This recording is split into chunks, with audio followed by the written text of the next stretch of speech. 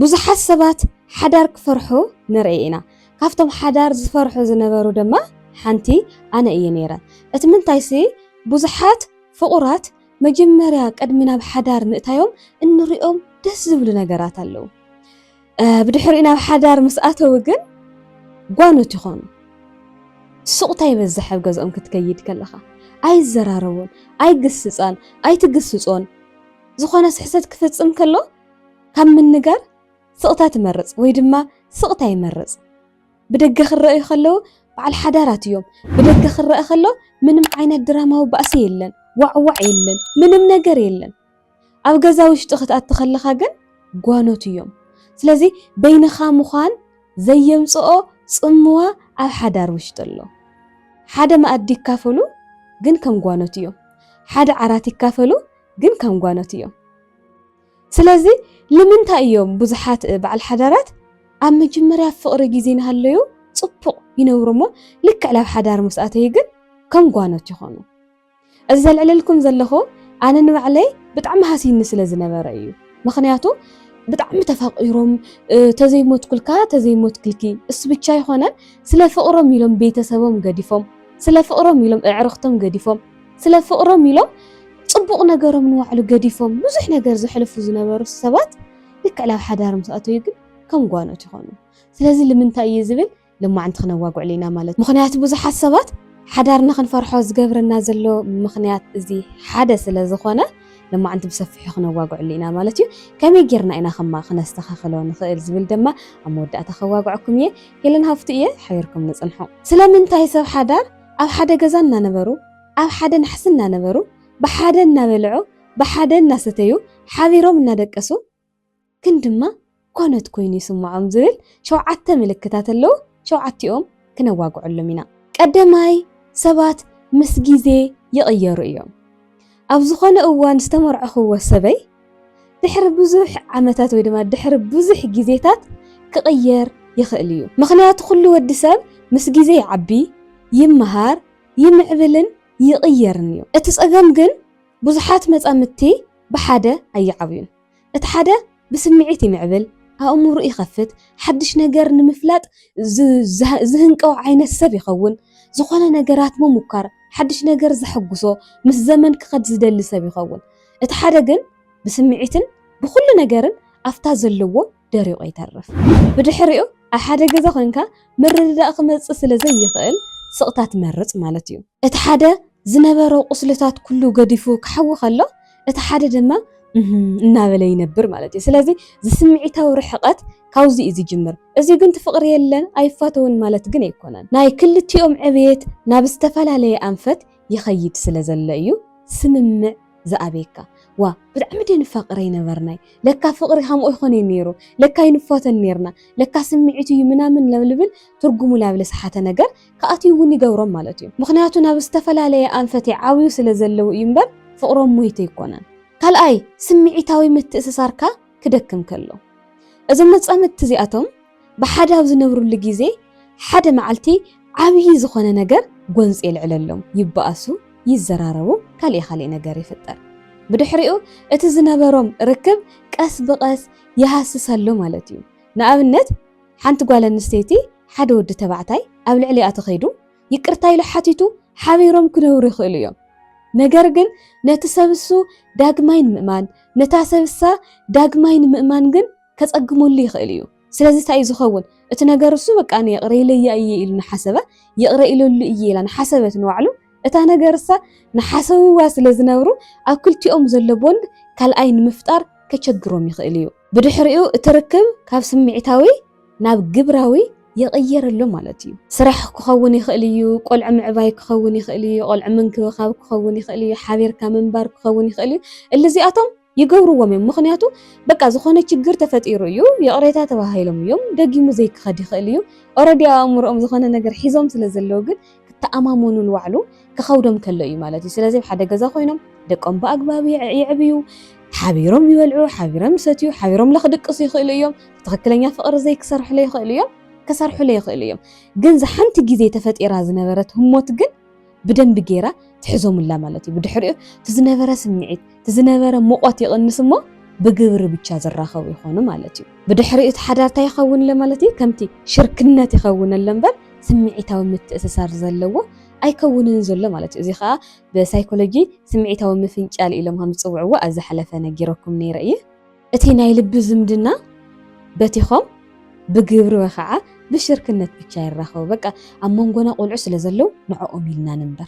أما نقولنا بيتسب زلوا نعو ميلنا نمبر عينت لازبل والسنتات كأتيوم يخيلي مالتي سالساي خاء سمعتاوي دحنت ويخاء دحننت زي مهلاو زخونت قال نستيتي لما ودي تبعتاي قدمنا بحدار مئتاو زنبرو نصانت ناب حدار مساتوا نصانتو زس انت خينو اتي اب حدا غزا زنورو زلو تسمع معهم زاتيلو حدار ويخاء فقري ناب سوقتا خمرح يخيلي مالتي افقر غزي نهليو دس لبلات حتو زنبرت ناب حدار مساتو يقن ገጹ ዝኣስር ክኸውን ይኽእል ክትዛረቦ ትፈርሖ ዓይነት ሰብ ክኸውን ይኽእል ንሳውንኩም ማለት እዩ ቅድሚ ሓዳር ብጣዕሚ ተንከባኻቢት ሓላይ ብዙሕ ጽቡቕ ባህሪ ተርእዮ ዝነበረት ልክዕ ላብ ሓዳር ምስ ኣተወት ግን ብጣዕሚ ተጨቃጨቂት ዓውዓው ባህሊት ተናዳዲት ካብኡ ዘሊሉ ድማ ብሓዳር ዝቐፅዓውን ኣለዋና ኣብ ፍቕሪ ግዜ ንሃሌት ከተዘይረኸብኩኻ ተዘይሰዓምኩኻ ገለታት ትብል ዝነበረት ኣብ ዝኾነ እዋን ኩሉ ነገር ከጽላእ ከሎ ማለት እዩ ስለዚ ዘስምዒታዊ ድሕነት كبتخ كلون على حدار وش تخينكا سقطة خسمعك يخيل يوم مالتيو قد محزي تزاراري بكا ترداد أزنبركا حزقن بمزررابكا وزحنا قاري فتار سلازي تمزراب مرير كخون كلو نفس سقطة أخاتاتي تمصقو مفتحتات سلازي اللي مالتيو سلازي تحقوري خيل يوم زمز أمتزيو مالتيو كسرحو زدلي نقرات يحاوقوهم كخادو ولا زدلي بوتاتات يحاوقوهم انتا يحاسو يحاوقوهم انتا يفتو يحاوقوهم كل نقر كومبليتلي عبين خابتشا غيركا نخت كدي جبركا مالتي ازي خا اتي مجمريا زنبره سمعيتاو متأسسارات ناتبه خيد كلو بتشا زي كونس قدم سلام زسمعكا زنبره كتواقعو خلخا زي تفرح زنبركا سبات لفرحك عين السب تفرحك عين السب كتكون كلا مالتي ازي دما بحبار ولا نبرنا صموا نخسمعنا يجبر مالتيو رابعي دما زي مسمع مع قنقا فقري دكتور غاري تشابمان زبهال سبات فقرم بستفلالي منقد خمس جلسو تناجيرو نيرو حدا سبات وهبتو بموهب فقر زمسلهم سبات اللو حدا سبات بمتحقوقات فقر زمسلهم سبات اللو حدا سبات بقال فقر زمسلهم سبات اللو سلازي نايزوم سبات ناي فقري أجلالس استفلالي سلازخونا أو كلتي زي مسمع مع خجات أمي خيلية مالتيو حدا ودي نقول نستيتو يخ عن ساز فوت يا سبيتو بتكبر زرع عين السب كخون يخيل أتقول نستيت دما تدولي بإذن خون يخيل بقالات خنا جرات دلت تخون تخيل سلازي السو نع آخذ البزوح نادخ من هاللي تنقالات سلازي يوصل بتشا أم منقوم سمعتاوي متأسسارم كدكم يخيلي مالتيو سلازي زي قانقا فقرنا حدا زي كخون كله ويدما زي تردادينا خنترف كلنا ناو كم زعانيت قداتي اتونا مالتي هذا بز حتى قارو تريخم ودو بتعمل فقر زقلص ودتها ليس كده محرا يولو زي خنكحدو زي نخل حق سلازوخنا اذا نغركم زلوخنا مخنات امحارو بافهم غوزات يوم يلوم سلالحاسوم بافي سلازتناغركوكو يفتوكي مالتي يكون زي فتوكونكو بافي خناغرك يخليم بقى زخا افهم موصاس عقب تخونم مالتي تاغوال نستي تفت ساعه تسو بقالات دلي بقالا ختصمع تدلي قال نستي تتخول سلازي سو داس لو ليغبر لفقراي يመስላል مكينه تغزالا قرش سلازلو غزا تغزالا قرش سلازلو بقى كل ነገር ተታሐዞ سلازلو ተሞድዩ ሰበይቱ ስለዝኾንኩ ልደቆ ኢሉ لقلتات يلي لا ختحسب تخليا مخنياتو ناي فقر قانقا كالي ስለዝኾነ እዩ ወይ بتكبار تدلي قال نستيت قال ون كتكون تخليا هزنسا كل ነገር ዝገብሮ بتكبار كترئ تدلي እሱ ድማ بقالو ዝገልጽ ሰብ ክኸውን ይኽእል بدحريو امونغ خلتيኦም كراش يفترلو مالتي ስለዚህ ናይ ቋንቋ ፍቅርና ለዋዕሉ ዝተፋላለየ ይኸውን ከሎ ስቕስቕ ንኽንበሃል ለካ ኣይፈትወንን ለካ ኣይትፈትወንና መበሃልውን ክበጽሑ ይኽእሉ እዮም ማለት እዩ ስለዚ ነቲ ትፈትዎ ሰብ ብዝከኣለካ መጠን ወላ ተጻዓርካ ድኻም ኮይኑ ይስምዓካ ኣለ ማለት እዩ እዚ ግን ካብ ፍቅሪ ስእነት ኣይኮነን ሓደ ሰባት ፍቅሪ ከመይ ክቕበሉ ከም ዘለዎም ስለዘይተምሃሮ ወይ ከዓ ስለዘይፈልጡ ብኡ ኢኻ ናብ ጎንፂ ተኣቲ ማለት እዩ ሓንቲ ጓል ኣንስተይቲ ብቀዳማይ ሓቂ ሰሪሐልኩም ነይረ ዝወቕዕኒ ሰብኣይ ዝፈቲ እትብል ወይ ከዓ ክወቕዕኒ ከሎሲ ብድሕሪኡ ቅሬታ ኢሉ ክሓቕፈኒ ከሎስ ደስ ይብለኒ ዝበለትኒ ማለት እዩ እና تقول عزيز فقر زمسلا ሰብኣይ ወቕዕዋስ ቀጥቂጥዋስ ክሓቕፋ ከሎ እዩ ንምንታይ ኣብ ወለዳ ትሪኦ ስለ ዝነበረት ስለዚ ናይ ሓደ ናይ ፍቕሪ ቃላት ወይ ከዓ ናይ ፍቕሪ ኣተረጓጉማ ዝተፈላለየ ስለ ዝኾነ ብዙሓት ኣብ ሓዳር ውሽጢ ኮይኖም ጽምዋ ንኽስምዖም ክገብሮም ይኽእል እዩ ማለት እዩ ሓምሻይ ድማ ስምዒታዊ ጉልበት ኣብ ሓደ መጻምድቲ ብቻ ይወድቕ ኣብ ሓዳር ውሽጢ እቲ ሓደ ሰብ ብቻ ዝኾነ ችግር ክፍጠር ከሎ ዘቕንዕ ተኾይኑ ስምዒታዊ ነገራት ዝኾነ ነገር ኣታክ ክኾኑ ከለዎ ኣብ ክልቲኦም እቲ ሓደ ብቻ ዝጥብር ተኾይኑ እቲ ሓደ ብቻ ዝሰርሕ ተኾይኑ እቲ ሓደ ብቻ ዝኾነ ነገር ክፍጠር ከሎ ንምስትኽኻል ወይ ከዓ ንምምላእ ዝጓየ ተኾይኑ እቲ ሓደ ሰብ ኣብ ዝኾነ ግዜ ይደኽመሎ ማለት እዩ በቃ ኣነ ብቻ እየ ነዚ ሪሌሽንሽፕ እዚ ንኽጸንሕ ዝገብሮ ዘለኹ እምበር ንሳ ፈቃደኛ ኣይኮነትን ንሱ ፈቃደኛ ኣይኮነን ናብ ዝብል ውሳነ የእትዮም ማለት እዩ እቲ ሓደ ዘለዎ ነገር ኩሉ ክብ ከሎ እቲ ሓደ ብጣዕሚ ከፍቅር ከሎ እቲ ሓደ ብጣዕሚ ክደክም ከሎ እቲ ሓደ ግን ተቐባሊ ኮይኑ ብቻ ዝነብር ተኾይኑ እዚ እውን ነቲ ዝደክም ዘሎ ሰብ ሓያል ዝኾነ ወይ ከዓ ሕማቕ ዝኾነ ንኽውስን እውን ክገብሮ ይኽእል እዩ ማለት እዩ ስለዚ ስምዒታዊ ጽምዋ ዝፍጠር እዚ ቤተሰብ እዚ ወይ ከዓ እዚ ሓዳር እዚ በይነ እየ ተሰኪሙ እየ ዘለኹ ኢሉ ምሕሳብ ተጀሚሩ ወይ ድማ ምሕሳብ ተጀሚራ ኣሽዒትኡ ኣብ ክልቲኦም ዘሎ ቦንድ ሕዚ እውን ናደኸመ ወይ ከዓ ናመንመነ ስለ ዝኸይድ ናብ ስቕታ ከምርሑ ይኽእሉ እዮም ኣብ ውሽጦም ዘሎ ነገር ምዝራብ ደው ከብሉ ይኽእሉ እዮም ኣብ ዝኾነ ሰዓት ንባዕሉ ዝኾነ ችግራት ክጋጥም ከሎ እንታይ ሞገድሽክኒ ኣነ ብቻ ድይኸ ተሸኪመ እየ ዝነብር ኢሎም እውን ሕማቕ ውሳነ ከወስኖም ይኽእል እዩ ማለት እዩ ሻድሻይ ድማ ሓዳር ምትእስሳር ዘይኮነስ ልምዲ ክኸውን ከሎ ማለት እዩ ሓደ ሰባት ትርእይዎም ዶ ነቶም ሰባት ኣያፍቅርዎም ይሲ ኣይ በቃ ዘርኢ ንምንታይ ይባሃል ንምቕጻል ኢልና ብቻ እንታይ ችግር እኒአዎ ይብሉኻ ምንም ዓይነት ስምዒታዊ ምትእስሳር እኮ የብሉን ስለዚ በቃ ስኡ ኢሉ ይኣቲ እዚ እንታይ እዩ ልምዲ ሰባት ሓዳር ይገብሩ ኣለዎ እሞ ሓዳር ንገብር ምስ ዘይትፈትዎ ወዲ ምስ ዘይተፍቅሮ ወዲ በቃ ኣነ ብቻ ካ ዝተረፍ ኩለን ማሓስተይ ተመርዐንስ ከኣትሞ ክወልድ ትብለካ ስምዒታዊ ምትእስሳር የብለይ ዘቆልዓ እዚኣ ኣትያ እውን እንታይ ክትገብር ትኽእል ፍሉጥ እዩ ማለት እዩ ካልእ እውን ቶም ሰብ ሓዳር መጀመርያ ተፋትዮም ተፋቒሮም ከኣትዩ ይኽእሉ እዮም ኣብ ማእኸል ግን ዞም ዕላላት ዝስራሕ ዝናብራ ዝዋዕሉ ተመሳሳሊ ክኸውን ከሎ ናብ ልሙድ ይቕይርዎ ማለት እዩ ብድሕሪኡ እቲ ዝነበረ ሙቆት ዘለዎ ስምዒት ወይ ከዓ ዝነበረ ምትእስሳር ይጠፍእ እሞ ከምዚ ኖርማል ሓቂ እኒአኩም ሕዚ ቅድሚኡ ብጣዕሚ ናናፈቐትና ጎየት ገዛ ትኸቲ ኮይና ኣብ ዝኾነ ሰዓት ወይ ከዓ ምስ ግዜ ግን በቃ ኖርማል ልምዲ ይኾና እሞ ኣብ ደስ ዝበላ ተኣቲ ማለት እዩ ስለዚ ሓዳር ልምዲ ዘይኮነስ ኩሉ ግዜ ብምትእስሳር ደው ዝበለ ትካል ምዃኑ ክትዝንግዕ ከለኻ ናብ ጽምዋ እውን ከእትወካ ይኽእል እዩ ማለት እዩ ስለዚ ጽምዋ ማለት ሰብ የብልካን ወይ ከዓ ሰብ ዘይምህላው ዘይኮነስ ኣብ ሓደ ገዛ ናነበርካ ሰብ ኣብ ጎንኻ ንሃልየ ነቲ ሰብ እሱ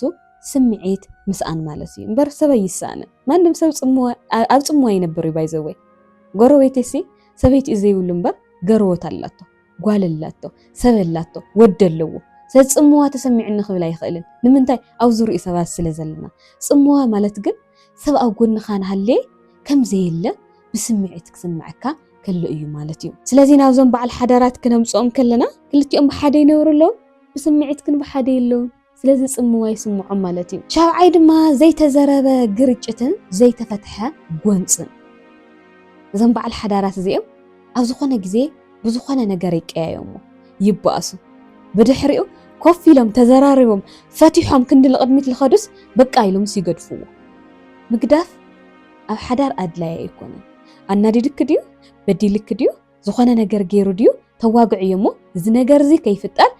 መፍትሒ ክትህውለለኪ ወይ ድማ ክትህወለለካ ተዘይኮይኑ ግን ትገድፍዎ ተኾይንኩም ኣብ ካልእ ግዜ እውን ዝኾነ ችግር ይፍጠር ትሕልፍዎ ዝኾነ ነገር ይፍጠር ትሕልፍዎ ኣብ መጨረሻ እንታይ ትኾኑ ብስምዒት ትፈላለዩ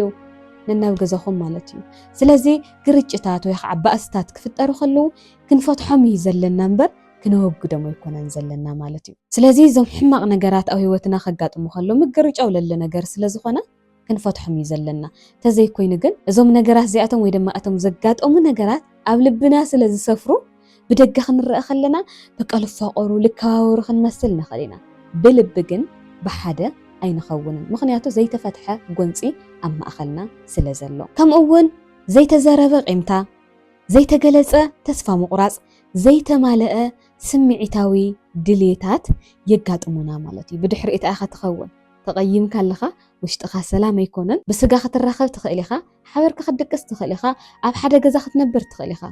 ኣብ ልብኻ ግን منادق تقمط إخا سلازي كابن بعاس تسرحو منادق مبزحت إجزي دمص ألبو إيوم عوي لما يبخين يوم بدحريو كم تزبلكم زلخو نتحدر أو تأموا ويدما كم قانوت كوينو نخنبرم زخيل اتمخنيات حدون إز إيو مالتيو سلازي إزم شوعت أواقعنا اللهم زلنا بعل حدارات أب حدا جزانا نبرو نمنتاي سوق كم زبحالو ويدما كم قانوت نمنتاي خمزخونو اتمخنياتاتي نجيركم زلخو نمناي مودتا